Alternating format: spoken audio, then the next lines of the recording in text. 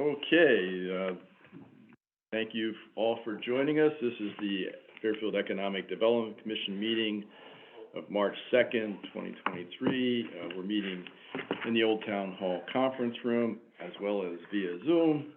It is 8:31 a.m. and this meeting is being recorded, just so everyone's aware. And with that, I'll turn things over to Kevin to call the meeting to order, and then we'll proceed. Excellent. Very good. Well, I want to welcome everyone, both on Zoom and present. And, we have a couple of things that Mark's going to walk us through today. But before we do that, I just want to take an opportunity again to thank you and Fairfield University for hosting us last month. That was just a lot of fun. Yeah. It's always refreshing to see all this progress.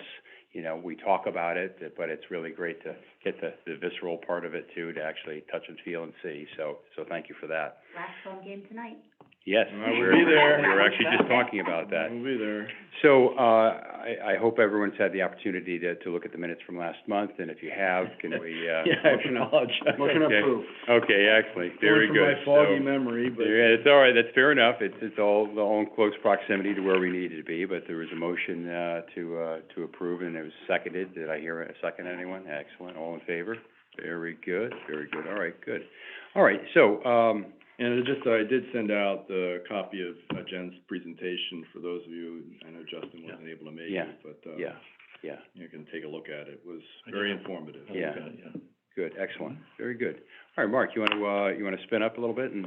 Sure. Couple things in your packet I provided, and for those of you joining online, I'll send out after the fact. But as many of you know, I'm a member on the board of directors for the Connecticut Economic Development Association, which is the professional association of economic development practitioners in the state. They have, in 2019, initiated a program to recognize communities for implementing best practices in economic development and land use. And Fairfield applied for recognition. Don may remember it because we were recognized at the annual meeting in Bridgeport. And so we were certified as having attained, a certain level of proficiency in those areas. The certification is only good for 3 years, so we're, due for an update, and I'm planning to, again, make an application for accreditation through the program. It's a bit of a slog in terms of assembling all the paperwork and the things that, basically citing all the things that we currently do. But I think again, it's one of those things that's nice credit to the town, and something that we've used in the past in terms of, good morning, Matt, to show that we're proficient in this area. So I just wanted I included the packet, the guide that kind of gives an indication as to the process. I think they're due sometime in the next couple months, but anyone who wants to get further into details with me and work on it, I'm happy to walk you through that and gratefully accept any help along the way. So I just wanted to call that to your attention. The other thing in your packet is tonight I'm planning to attend the last home game at Fairfield University. There's both a women's and men's game. My daughter had played basketball, so she's very interested in basketball. But there is also an online webinar this evening for a program the town is working with the Connecticut Climate Resiliency and Adaptation Group, but they're doing an analysis of the 4 underpasses that provide linkages from north to south that frequently flood. They're looking at ways in which we might address some of those flooding concerns. And so I invite any of you that are able to attend. It is an online workshop but, they're having three of these, throughout the course of the year, but, would welcome, you know, your participation and attendance. These are critical, you know, obviously they periodically do flood, and we've had issues in terms of, getting people from north to south. Good morning, Beth. That's specific to the underpasses, It is not like anything specifically. around the Rooster River or Yeah, we those looked areas? at, well, Rooster River is a separate issue, but we got some funding and invited the participation of this group to look specifically at these underpasses, that's climate change. And do they just provide like insight recommendations, or? They'll produce some, insight and recommendations in terms of things, and then we'll have to go from there and actually do design and secure, or at least identify, you know, possible solutions to. Good word. So the other thing, a couple other things I wanted to mention, we are, you know, upcoming, I know Bev will probably mention in her report, is the Health and Fitness Expo at Fairfield U on March 11th. We have the spring, stroll on the 27th of April, which we're working with the Downtown, Merchants Group. And, we did just, sell out of, ad sponsorship space in the Fairfield Map and Guide. We're doing a reprint as part of our tourism, program and initiative. You know, this is, I think I've shown it to you before. We have a nice, color illustration, hand-drawn illustration, that highlights points of interest, cultural attractions, and the like. In Fairfield, we do a reprint every 2 to 3 years. It's very popular, obviously, with folks that are visiting and new residents, but also the prospective students and their families at the universities. That's a big seller there. And we'll be, I think, taking part in your incoming, you know, student program in June. So, good news. Also on the I'm sorry. Did Delamar come in? No, Oh. no, they missed out, so. Okay, all right. Next time. Downtown, many of you know that we've been working with the Fairfield Chamber to do some, very modest streetscape enhancement project around the library. We just did solicit, bids. Not surprisingly, in this current bid environment, they came in well over budget. The winning bid, if you can call it that, was $482,000. Oh. We have a $126,000 grant, so it doesn't go very far. So they've been in the process of redoing, talking to the apparent low bidder, Star Construction, who we've worked with in the past. They're very good. And they've been able to shave a little bit off in terms of doing some work in-house versus having Star perform that work. So they're down to about $385,000, $387,000. So we're making up the difference between funds that will be raised through the brick sale, not a lot, but the Downtown Improvement Fund. You know, we sell employee parking passes as well as the Sherman Green banners that creates a pot of money that we can use for downtown improvements. And then some of this, I think we can qualify under our Community Development Block Grant Program. It's also eliminating some barriers to accessibility, the tactile strips and the ramps to make it more accessible to folks with mobility impairments. So a combination of all those things, I think we can rework without having to go back to the town boards for additional monies, which is the key. So I think we'll still be able to proceed this spring. With that. So we're working with engineering and the purchasing department to move ahead with. And in Stratfield, the same, you know, we have a contractor, on board, and, that's Kelowna, Construction, and we're planning to start work within the next couple. So, great news for that, area. I think we got that grant, 3 years ago. So it's been a long and arduous journey to get to this point. So we're hopeful that we'll be able to complete it this construction. I feel both improvement.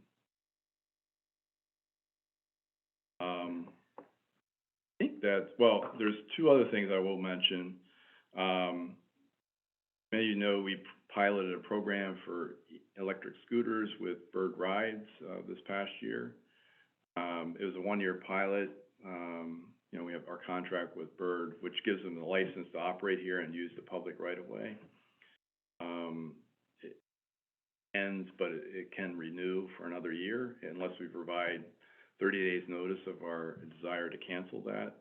And so I'll be reporting back to the Board of Selectmen, this coming week on the results from the first year of operations, and it really was quite impressive. I want to see if I can grab that. But we had over 19,000 riders, which was, pretty shocking. I thought, I was actually pleasantly surprised. I don't know where I grabbed it, but, What was the town's take on that?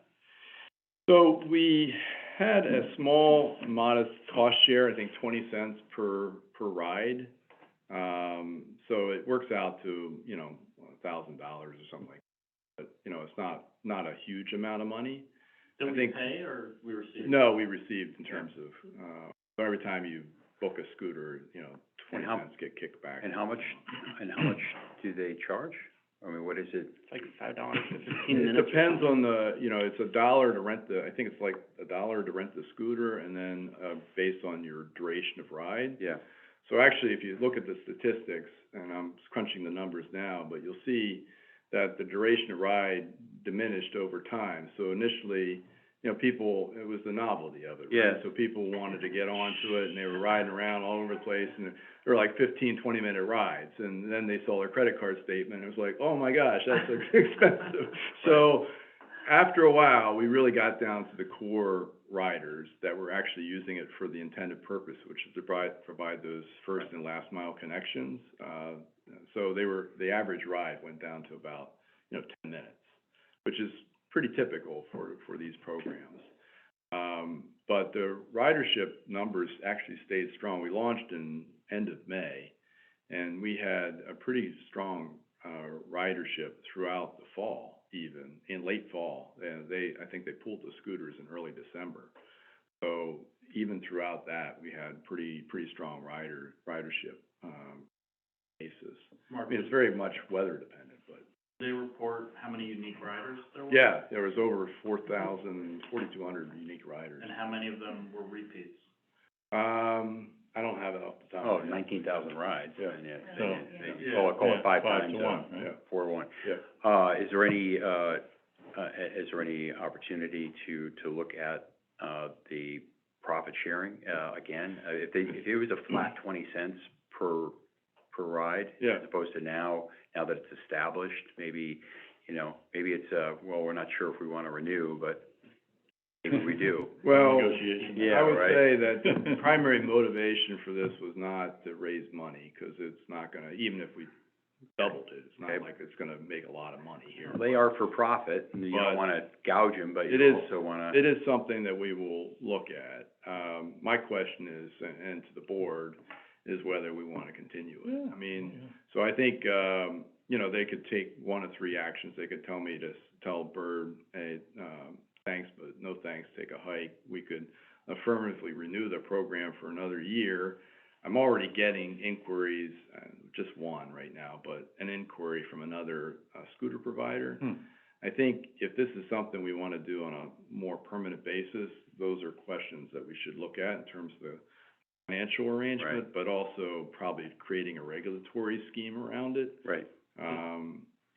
So this was pilot. Sure. I think we learned some information from it. We did get, you know, the complaints we got were mostly underage riders, folks who were riding in an unsafe manner and improperly parked scooters. Now, the last one, Bird, I think they were very responsive in terms of addressing those issues. Typically, we let them know, and they're out policing it anyway to reposition the scooters where they're in a position to make money. Right.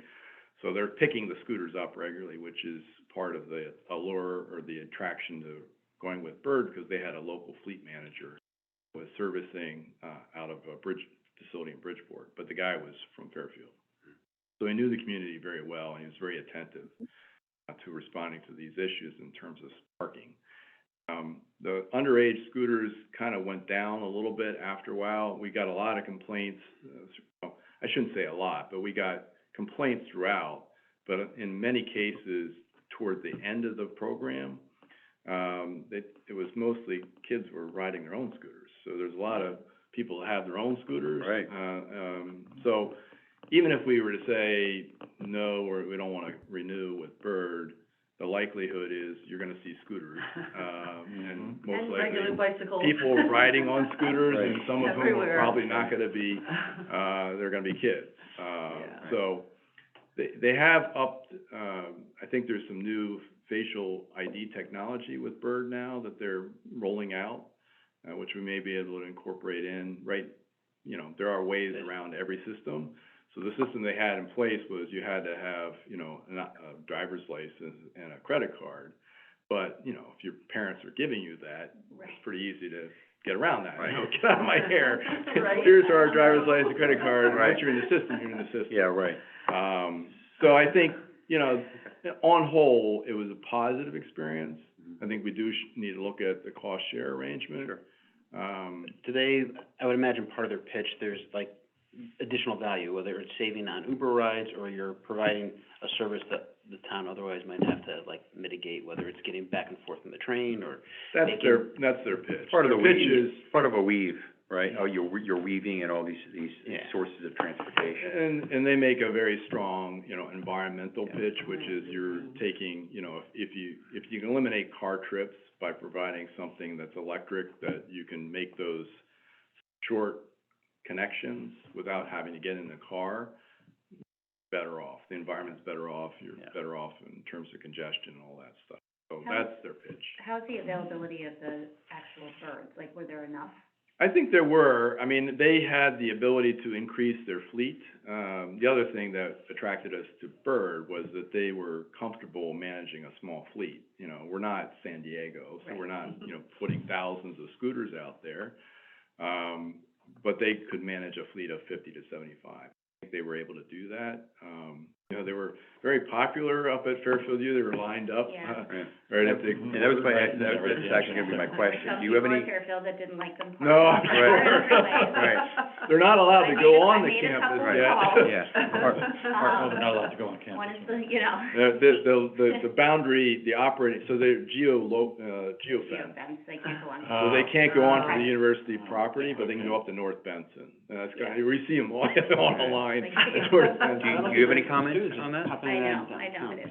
Jen, do you have any comment, or the Fairfield University, comment regarding? No, I mean, the feedback was positive. Mhm. I mean, I think we have the shuttle that runs, but I think for Yeah. students who are looking to, you know, Wanna who go don't out. have cars and were Right. looking to get off Yeah. campus and at an odd time when the shuttle wasn't, you know, there, I think it was great.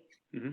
Could Fairfield allow them to come on and have a docking station on campus? Yeah, just a small docking station just inside one of the gates. just 100 We yards in or could something. potentially inside, but then I don't know what that, because we have gates, we wouldn't want non-campus people coming in, especially during late hours, so Yeah. then that becomes a security thing. Couldn't they walk in anyway, though? To the extent No, of the scooters? gate's closed. I mean, Right, but I the mean, gates- if you could get in on a scooter, you could walk in. well, right now the scooters, so when the gates are closed, like late at night, Mhm. the scooters are dropped in front of the gate. Grass next to it, or they'd have to go up North Benson and into the only gate that's open Right. late at night. I think the Barlow entrance would probably be the only entrance that I would say that if there's because it does kind of go in a little bit before there's the gate. Yeah. You can almost, Yeah. you can always create like a little Yeah, docking and- station, just like just in the turn, just past Yep, the sidewalk. yeah, You know, you can have a little docking station there if possible, yeah. you know, that would actually be the closest proximity. And isn't there a guard station there now anyways? Yeah. But that would actually, from a safety standpoint, that might actually be a. You know, if there's a bad lot are thing. used for like the train. You want people to park- I still like, if I remember out early, I always see people walking, Yeah. to the metro station, Yep. like from, you know, that whole strip, you know, Right. you can tell they're going to the train. Yeah, yeah. Well, Yeah, there's some people who are very, I mean, I've seen, you know, people that are obviously using it for commuting purposes. They got their satchel or briefcase and they're riding the scooter down, going to the train station. Yeah. So you see people of all South ages. Fork, I saw a lot of people, yeah. commuters. Yeah, Yeah. right. down Right. in Southport. Right.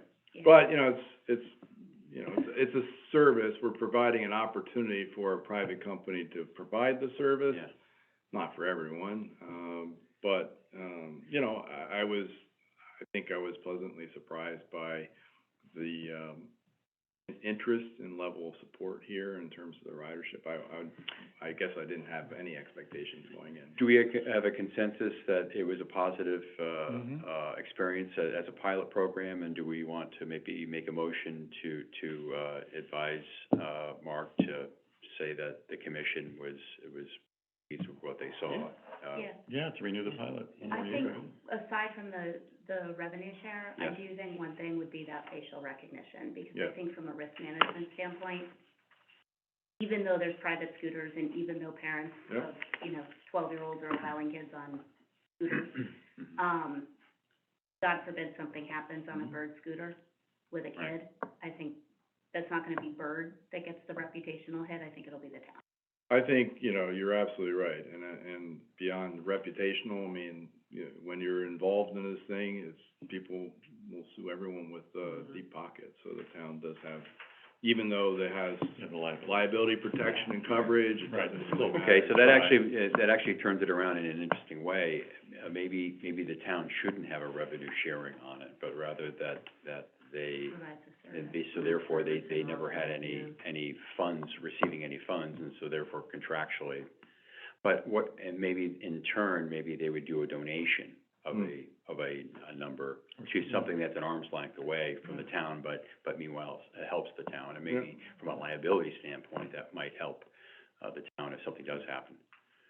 Are they allowed to go on sidewalks, or is the guideline that you need to stay on the road? Traditionally, we've said, Right. don't go on sidewalks, don't Yeah, ride it. no It scooters. says actually that Yeah. on the scooter, it Oh, says it don't does? ride on Yeah. sidewalk. Okay. Yeah. Now, as a practical matter, there are probably areas of town where that's probably the best option for people. Right. But, Right.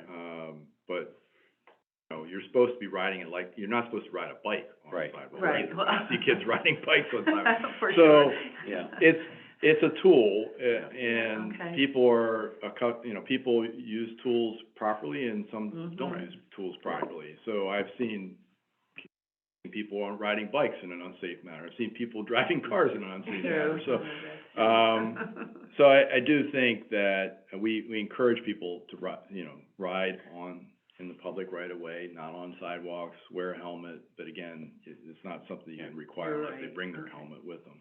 I think it's good for the town, though, just visually, like, students coming in and seeing, like, It's definitely, It's vibrant. It's Yeah, It's a vibrant look. Yeah. Yep, Good. I'd agree. It's a vibrant look. Makes them feel like the city. Yes. Well, kind of, in a suburban way, in a suburban way, It's right? that urban amenities and suburban package. That's right. Right. So, Mark, can I go back to a couple of things that you did mention? Yep. Okay, one was, the improvements around the library. Is the library doing any type of, financial effort towards the? No, it was, actually a partnership with the chamber, so Okay, that area, that bus stop, Yeah. which has been actually an area where we've had some trips and falls. Yeah. So there's some uneven bricks Yeah. there. Yeah, So we partnered with the chamber to do a sale. They're gonna have engraved bricks Yeah. in there. yeah. And then we were improving the benches as well, so. Okay. Just curious.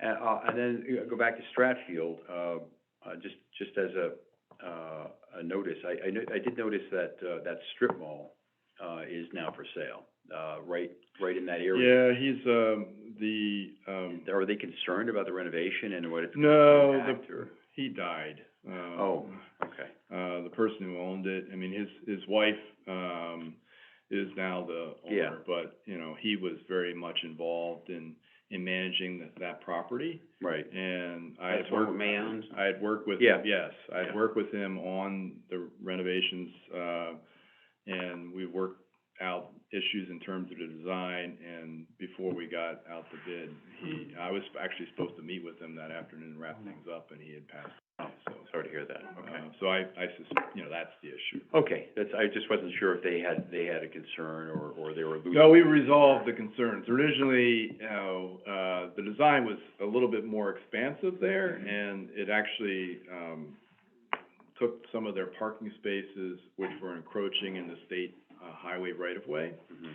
And the state, requires then the private property owner to enter into a license agreement, the terms of which are, whatever the state decides the terms to be. Right. And so that became a really difficult and contentious negotiation. So we were able to redesign it so the parking spaces were no longer within the state right of way, which resolved the issue. I'm trying to do the same thing right now in Southport. We have a smaller pedestrian improvement project in Southport, and we have a hair salon as parking spaces in both the town and state Mhm. right of way, and Mhm. now I'm trying to revise the design plan so as to remove that encroachment issue. Because it's the same thing, the state, won't negotiate terms, they won't allow the property owner was interested in entering into a lease for the property, but she couldn't, assign it to us. She's planning to sell the business, she wanted to assign it to her partner, who was planning to buy the business. Mhm. She couldn't do that. Mhm. So the state, is just not very flexible. Right. Or business friendly in that respect. Right. So I said, forget about it, let's just take it out. Right. And, 2 years from now, you figure out where you wanna go, and we can always revisit the issue, so. Is that the walk path between Old Post Road and going This towards? is Kings Highway West, Post Road. Is it like a walk path right along the train tracks? No, this is actually on Post Road. Oh, Right on okay. Post Road. Oh, okay. So it's a very small pedestrian improvement project to better align those intersections, create Got it. better pedestrian linkages and connectivity, but Oh, when you do the improvements, then you have to, got it. show it on a survey map, and then the state's, oh, hey, this person's actually encroaching on our right of way, and Right. they need to pay us for that. Right. So it creates a whole host of other issues that Right. we've now been working through. We've been another 2-3 years in design and wrangling with the state. No good deed goes unpunished. No good deed goes unpunished, for sure. All right. So, the only last thing I did wanna mention, Yeah. I think I had said before, we had some monies left over from, some business grants we provided during the COVID pandemic. And we talked about a couple different ideas, and one thing that has come up, and I've mentioned it to a few retailers. There's a local video company that produces a series of very short 60 to 90-second videos that profile the business. And we had talked to different businesses about doing a meet the local merchant type, and that we could promote on our website and through social media. And so this just seemed to dovetail nicely. So what we had talked about, rather than the town contracting with this company directly, is partnering with them and offering a discounted rate whereby businesses could sign up to do a video, and we would reimburse them half of the cost, up to $500. So I think the cost that we had negotiated with them was about $900 to do a video that, not only that it could live on their website, but we could create little snippets that then we can use on Instagram and other social Right. media channels. They could go further if they wanted to do a, commercial for a TV station or something like that, but Mhm. that's on them. Mhm. But, we're about to, I think, announce that program, and then we can probably fund 25, 30 businesses, based on that. I think that was a good way to leverage it, and the businesses that we talked to said, we had talked to a couple that have used the service. He was kind of piloting an initiative here. He came out of, worked for ESPN previously, so, got a good background in this. But, the only issue was the turnaround time, because he's kind of a small business himself. So we're trying to nail down, when you have the script approved, how quickly do you have the video, do you shoot the video, and then how quickly can you do the editing and get the final piece out to folks, and where does it go, that type of thing. So we're working on the final details of it. We hope to announce it soon. But the businesses that we talked to that have used the service spoke highly of the experience, so we thought it would be a good make more visible. All right. Interesting. Is that Alex? No. No, it No, is not not. Alex. Yeah, I can't do him for. Okay. Just checking. I like Alex, but he's at a zero. Yeah, right, I know, Yeah. okay. Yeah. All right, very good. What about any, Oh, updates? so Developments, pending applications? Yeah, the two things I did wanna mention, we continue to work with Illicit Brewing to get their, license agreement. They have filed plans now, with planning and zoning. They'll need to go through a change of use application, but I don't expect that to be a big deal. And so they already have their variance for parking. The issue has been, you know, working with the state DOT to get the license agreement so they can utilize the Fairfield Metro Center, parking lot legally, I guess. You know, to their credit, they wanted to do it the right way and talk to DOT and get a agreement in place and actually compensate them and provide insurance coverage and the like. And I, you know, warned them in advance that, you know, working with the state DOT it can be challenging in terms of, certainly will take time, and it has taken time. So, I think we're getting very close, but we'll need to have that license agreement, because that was a condition of the ZBA approval by the time, you know, they go for their permits, get their certificate of occupancy for brewery. So, it is brewery, but also has, you know, the beer garden, cocktail lounge, other entertainment. They have a facility. Are they taking over the whole thing? They're taking over the whole thing, so Yeah, it's 25,000 square feet. Yeah. So only a small portion of it is actually the craft brewing. They don't brew for, it's not like Two Roads where they brew for, distribution, nationally. I think that's great, though, just But make it's that more of a corridor. It's a nice amenity space, certainly will complement some of the other developments occurring in the area. And, you know, people are excited, so we're. Done right, it'll be a destination. Yeah. Outside, you know, people outside of the town coming in, Yeah. that's great. And then the other, right next door is, the former, Reiner, well, it is the Reiner property, what we call the Reiner property at 81 Black Rock Turnpike. It's about 5 acres, and we had presented a Post Road Residential, which are the developers, the Anchorage, had presented a, concept, an informal application to the Planning and Zoning Commission some months ago. They're under contract to purchase the property. They're in their due diligence and approval period. And, they're now seeking to amend our regulations to allow the development to occur. The amendment that they've offered is consistent with the TOD planning study recommendations.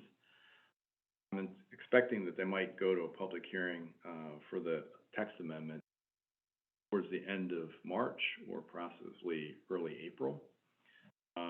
But again, there's, synergy and connections between that property and next door where the brewery is. There's actually cross easements across the property, so they're in the process of, talking to the people who own, brewery space to extinguish or release the easements, the DOT. We just had a meeting this week with DOT, to modify or release the easements as well. All of which predate, you know, they date back to the industrial use of the site. It was a sand casting boundary, many years ago. And, you know, they had rail spurs to allow for raw materials and finished product to leave the site via rail. All that's obviously been ripped out. There are some drainage easements that probably do need to be cleaned, but, maybe not in their present location. Right. So all that is, part of the conversation. But, you know, the two properties are working together. So we're trying to create a pedestrian, access way from the train station lot across 81 Black Rock Turnpike to the brewery, which will obviously accommodate all people. So it's, nice when things are starting to come together a little bit. But, you know, that's on the docket, so I'll keep you guys. Would it be beneficial to have a quick presentation and have us do a recommendation? It very well, I'll mention that, because I know, I don't know if you guys know Post Road Residential, Andy and Tom Montelli live in town, really experienced development team. They've done a lot of work, not so much here, they've done it, elsewhere in Connecticut, like New Haven, as well as Providence and the Boston metro area.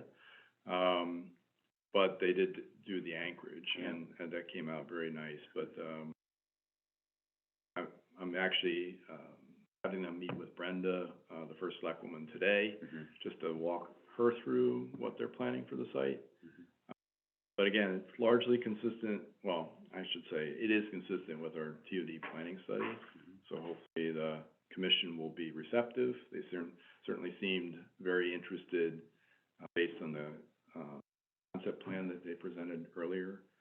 So, you know, again, that's moving ahead. It is a brownfield site. State just released a notice of funding availability for brownfield remediation dollars.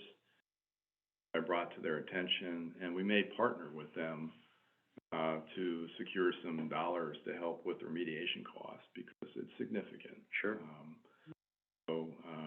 Value add. That's another conversation we're having.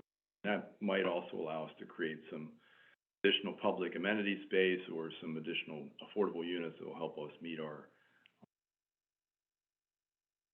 So I think all seems to be, those are the two projects I want to mention, both around Fairfield. Questions? The state keeps coming out, this is a new subject, but, just keep reading how, like, the state of Connecticut is at, like, revenue surplus highs. I mean, like, they've maxed out the rainy day fund.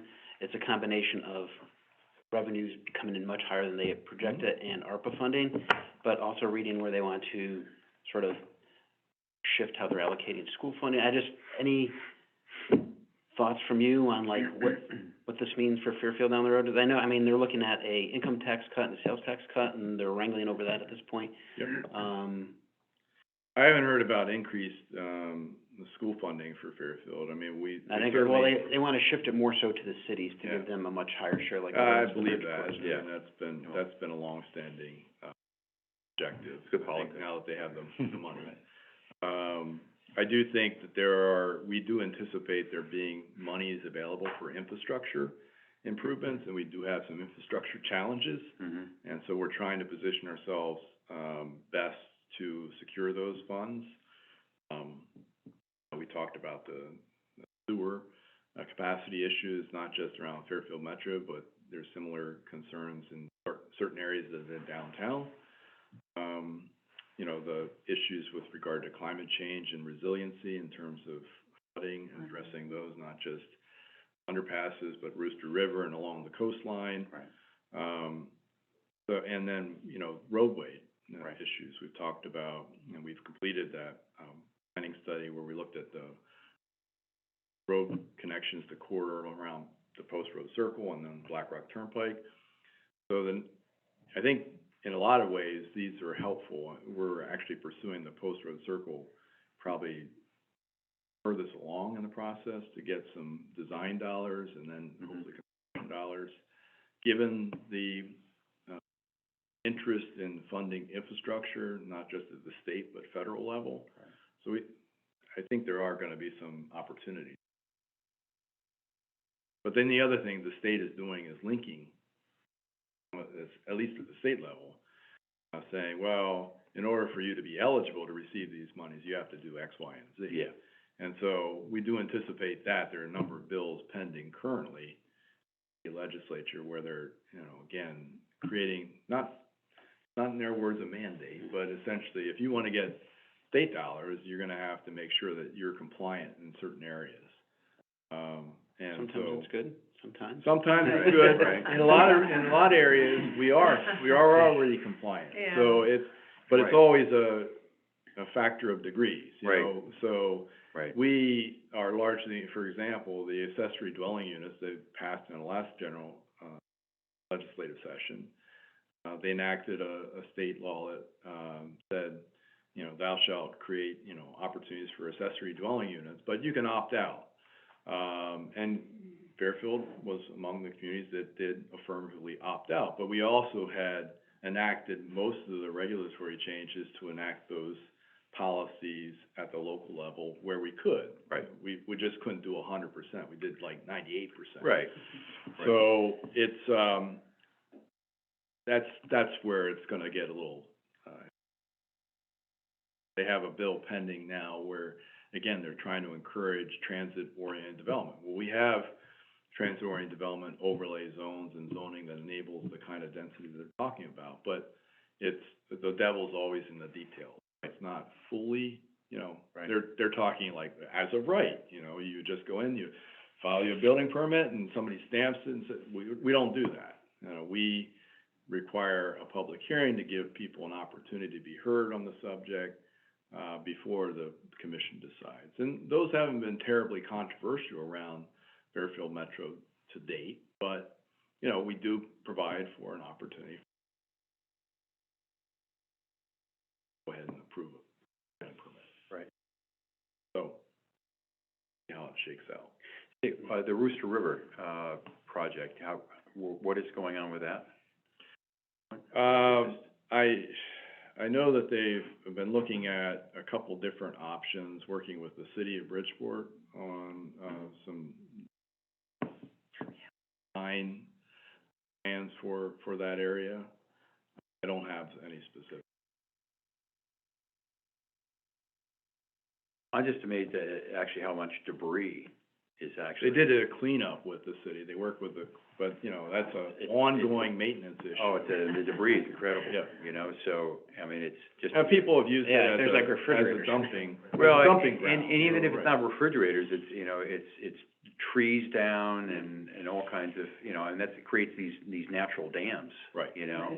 It's also the natural planting. There's an invasive plant there, the Japanese knotwood that grows, Yeah. and that will keep the water flowing. So there's there's a lot going on. But very hard. Yeah. It's along the exits from 95 as you come down. Yeah. Very, very hard to.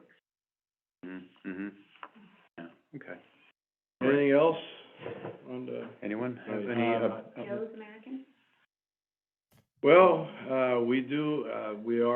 they have issued both interior and exterior, permits for interior and exterior renovations to accommodate a new restaurant tenant. I do anticipate an announcement in 3 days. Stay tuned. Good, yeah. Not at liberty to disclose the tenant, but, Is I there a think smile about people, it? well, people are gonna be surprised. So, Okay. Oh, okay. I don't know, some people will be pleasantly surprised, some people will be not pleasantly surprised, but Okay. I'll leave it at that. Alright. Teaser, it's a teaser. That's a clue. I got a clue. It's a teaser. Alright. Yeah, it will be a national, you know, the way they're organizing it is be a national, it's a, Greenfield Hill Market, Testos? nothing, That's to a shame. report there.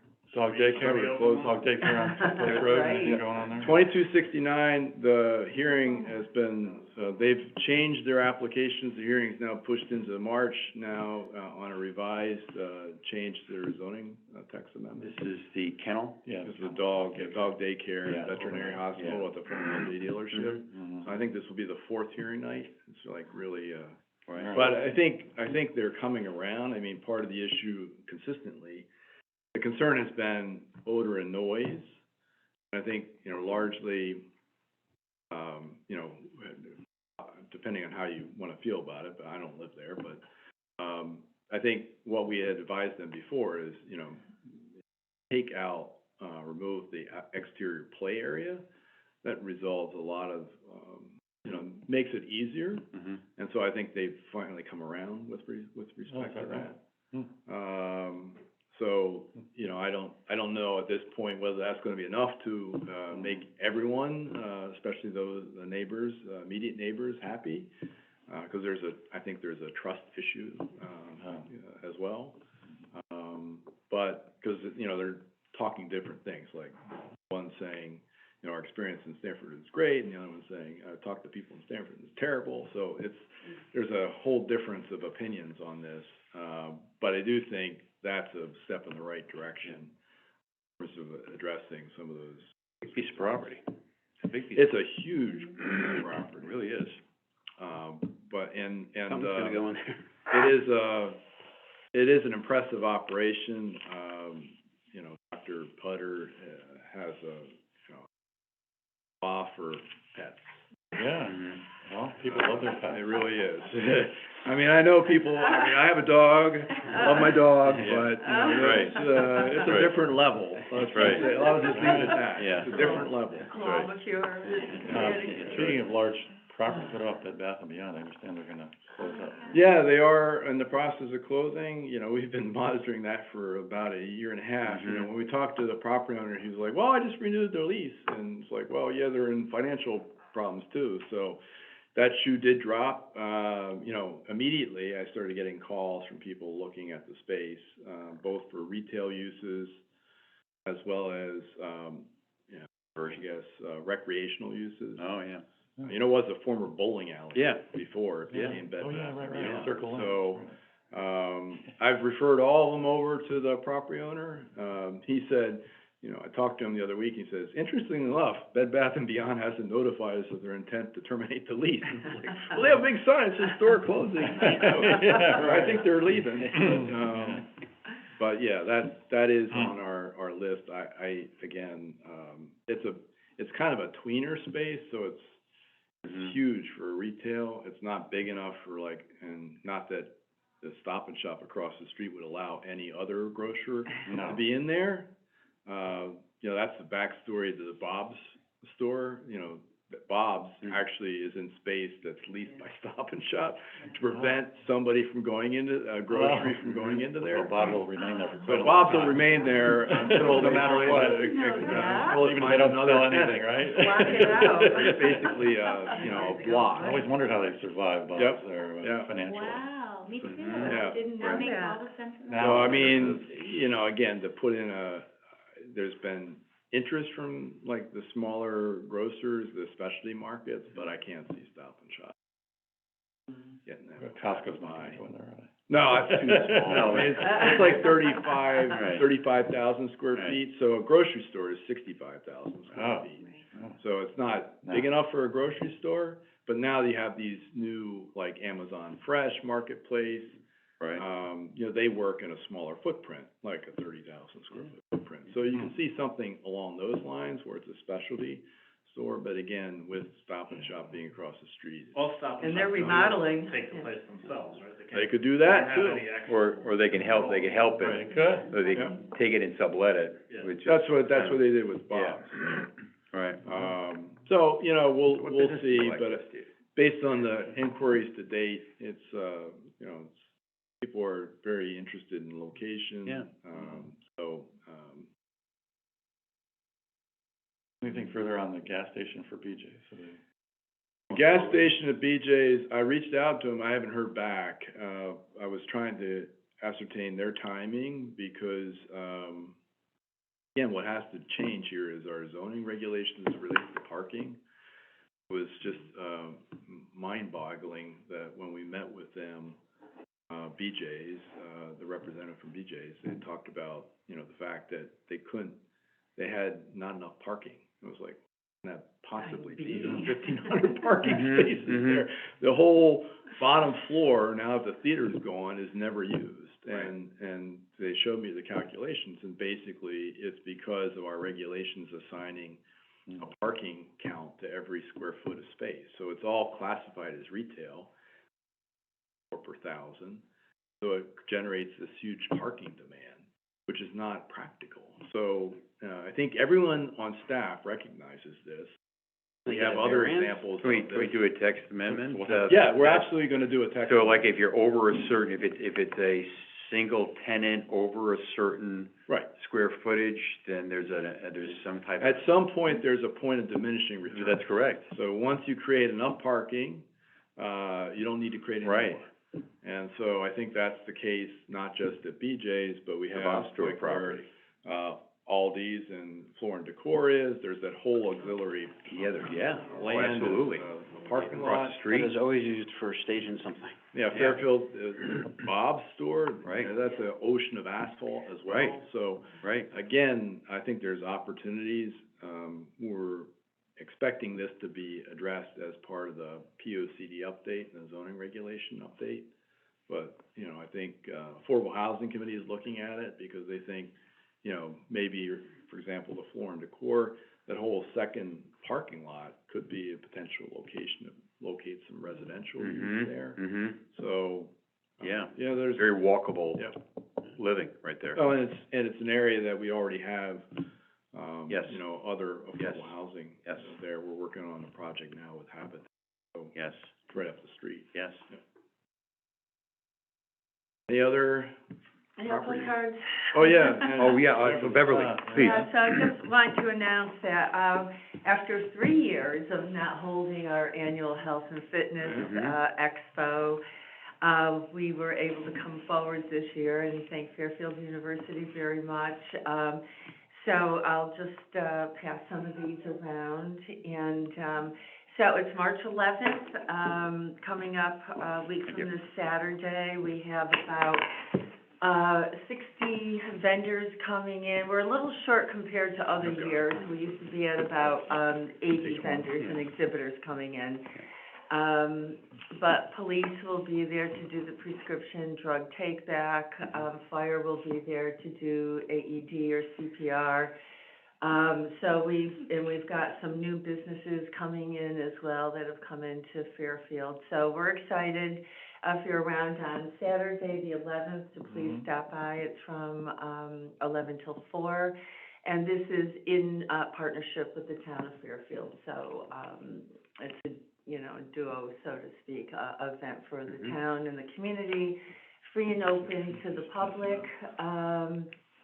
And I've done a Weeby commercial, a WICC interview. Brian Collins has been on Weeby, so we've done really a lot of advertising on this. So we hope we get a good community outpouring to attend to this. So I just wanted to share that today.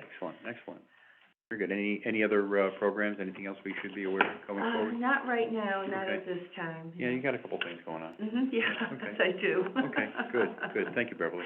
Anyone else have, any? You said April 11th, shop and stroll, did I hear? 27th. Oh, I'm glad you asked, so it was the 27th, right? I needed that too. Any other Kevin, commentary? this is Don. Can you give Yeah, some more information about the meeting tonight on the four underpasses? Yeah, I'll email it out to you, Don, and everyone else joining. I see Pete Okay. vendors are there as well. Okay, thanks. Oh, yeah, one more thing on next to the community theater, the, proposed apartment complex. Anything further on that? It's, under appeal. Oh, I saw you. And there have been, discussions between the, applicant and the town, about, whether there's a way to bridge the gap, so to speak. Oh. I think the issue has been, not just the underground parking, and there's some sightline issues and concerns about the drainage in an area that traditionally has flooded. Right. So those have to be addressed in some substantive way. From the, then, if you eliminate some of those and you just provide for surface parking, or, you're reducing the scale of the project, so fewer units, smaller building. I think, again, that is we're interested in doing, and coming up with commercial use on the ground floor. So it's a mixed-use building, lesser. In return, we would not require as much affordable. It wouldn't be an 830G project, it would be something different. Oh, But there's still, it sounds like there's still quite a ways apart. The other issue is, just the aesthetics of the building. I think not sure that's has as much fall back on from a regulatory standpoint, but again, if you're trying to work collaboratively with somebody, hopefully you can come up with something Right. that works both ways. Such a prominent spot, you definitely want to make sure. Yeah, the visually, and the other, I'm sure the rates, for, lending are curbing them a little bit too. They're probably being a little more wary at, Yeah, the I think extra it's a 3%. rising interest rate environment. There are, other costs there, as I Yeah. mentioned, the Yeah. sewer capacity issue Yeah. is very real. Yeah. So somebody has to pay to upsize Right. a sewer there, so. Right. It's, So the all numbers- those factors, I think, would make it not as economically attractive Right. as it was perhaps. Another event, notice, I heard from, Adam, he got permission from Parks and Rec to do his dog days Right. on June 25th. Are I you was aware? there. Oh, you were, okay. All right, so I guess he got permission, so that'll be held here, Yeah. I believe, and, be a bigger event than, he had last year, so that will be June 25th. Yep, thank you, thanks for Yeah, the dog. Yeah, it went smoothly this time. Good. I was there for moral support, and they were like, "Why are you here?" The Parks and Rec Commission, like, "Well, I'm here to support my colleague." Yeah, right. And it was unanimous, so Good, it was good, a good. 5-minute presentation, and they unanimous, but It got last year they approved. put them through the ringer, so we had to go back twice, so. Sometimes they just need to It was connect the dots a little bit, you nervous, know? so. Usually the second time around, they're not early adapters over Yeah. there, so. Right, right. You know, you get through the first time, and it's like, "Oh, that went okay, we don't have any concerns," you Yeah, know, so. yeah, Yeah. that's right. Good, That's good, good. All right. All right, well, if there are no other, items to have a discussion about, I think we make a motion to close it out. Thank everyone for being here today. Forward to, next month is, what day? I don't know, April. April something. So we're gonna meet on April something. And, I am 6th? reaching out to a couple other. Yes, it is. April 6th, thank you. April 6th, a couple other venues to see if we can, secure not just a different venue, but guest speakers similar to what we did with Fairfield Youth. Sure, If you have other ideas, Jen. sure, that'd be nice. Give me some suggestions, so I'm following up on that. But Super. if other people have thoughts as to places they'd really like to understand more and would be a potential vendor or guest speaker, make the connections. That's great. That's from them. Oh, I just saw Cindy. Yeah. So, okay, great. All right, well, thank you, everyone. Meeting adjourned. Thank you. Thank Good you all. weekend, Thanks. good weekend.